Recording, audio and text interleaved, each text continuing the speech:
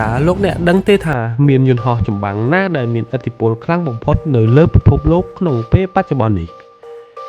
នៅក្នុងសង្គ្រាមសម័យទំនើបយ៉ាងនេះពួកវាធ្វើឲ្យប្រទេសខ្លាំងៗនៅលើពិភពលោកខ្លាចជាម្ចាស់ដែនអាកាសនិងធ្វើឲ្យសត្រូវខ្លោបខ្លាចនិងបាក់ស្បាតដោយសារសមត្ថភាពនៃយន្តហោះចម្បាំងទាំងនោះថ្ងៃនេះយើងសូមណែនាំនៅយន្តហោះកំពូលទាំង5ដែលមានឥទ្ធិពលនិងកំពុងតែទទួលបានការចាប់អារម្មណ៍ជុំវិញពិភពលោកនាសម័យបច្ចុប្បន្នទី5យើងផ្ដើមចេញពីប្រទេសចិន Chengdu J20 គឺជាផលិតផលរបស់ប្រទេសចិន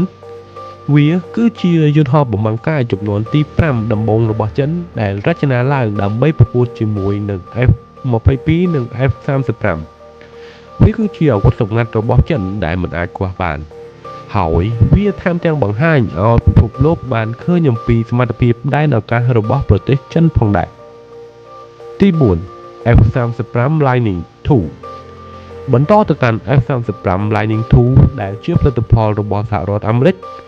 វាគឺជាយន្តហោះ Fighter ចំនួនទី5ដែលផលិតច្រើនជាងគេនិងបានត្រូវប្រើប្រាស់ដោយប្រទេសនៃសមាជិកអង្គការ NATO ច្រើនបំផុតវាអាចប្រើប្រាស់ទាំងប្រយុទ្ធនៅក្នុងដែនអាកាសនិងការធ្វើសមរភូមិជាដើម F35 Lightning ត្រូវបានគេប្រើប្រាស់នៅក្នុងសម្ព័ន្ធមិត្ត NATO ហើយក៏ទៅជាអាវុធសំខាន់របស់ដែនអាកាសប្រទេសទាំងនោះផងដែរ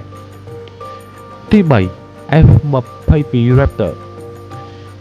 មកដល់ពេលបច្ចុប្បន្នយើងនេះ F22 Raptor គឺជាយន្តហោះដែលបានចូលបម្រើការតាំងពីឆ្នាំ2005មកម្ល៉េះវាមានល្បឿនលឿនដោយមិនចាំបាច់ប្រើ Afterburner ហើយត្រូវបានគេហៅឈ្មោះវាថាជា Super Cruise បន្ថែមទាំងសមត្ថភាពនៃការប្រយុទ្ធនិងការធ្វើសមរភូមិដ៏ខ្លាំងពូកែវាត្រូវបានជាប់ឈ្មោះជាដែនអាកាសបក្សី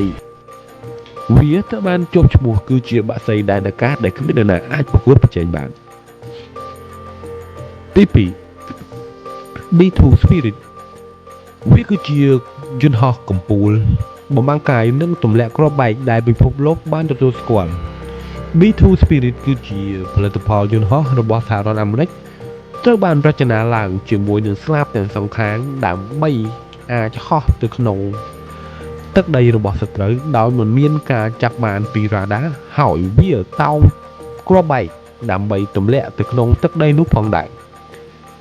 B2 Spirit វាគឺជាបក្សីស្លាបដែកដ៏អាចកំបាំងដែលអាចដឹកទាំងអាវុធនុយក្លេអ៊ែរនិងអាវុធផ្ទុះផ្សេងៗគ្រាប់បែកដើម្បីទៅធានាថាកម្ចាត់សត្រូវបានហេតុនេះហើយវាត្រូវបានជាប់ឈ្មោះលេខ2ចុងក្រោយគឺជាបងធំ B21 Raider B21 បានជាប់ជាចំណាត់ថ្នាក់លេខ1ហើយក៏ជាយន្តហោះបំបាំងកាយដ៏ខ្លាំងនិងមានឥទ្ធិពលរបស់សហរដ្ឋអាមេរិកផងដែរវាធ្វើការហោះហើរដំបូងក្នុងឆ្នាំ2023និងវាត្រូវបានគេចាត់ទុកថាគឺជាយន្តហោះចម្បាំងនិងទម្លាក់គ្រាប់បែកចំនួនថ្មីក្នុងសង្គ្រាមនាពេលអនាគត B21 មានទំហំតូចជាង B2 Spirit ហើយវាមានឥទ្ធិពលនិងការបំបាំងកាយប្រសើរជាង B2 Spirit របស់សហរដ្ឋអាមេរិកយន្តហោះ B21 Raider គ្រោងនឹងចូលបម្រើការពេញលេញនៅក្នុងទ័ពអាកាសរបស់សហរដ្ឋអាមេរិកនៅឆ្នាំ2027ហើយវាត្រូវបានជាប់ឈ្មោះគឺជាមេនៃការទម្លាក់គ្រាប់បែក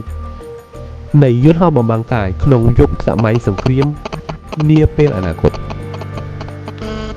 យើងបានដឹងហើយថាយន្តហោះបំបាំងទម្លាក់គ្រាប់បែកមិនមែនជាយន្តហោះធម្មតានោះឡើយវាគឺជាឧបករណ៍សម្ងាត់ដែលអាចកំណត់អនាគតនិងសង្គ្រាមណាមួយបាន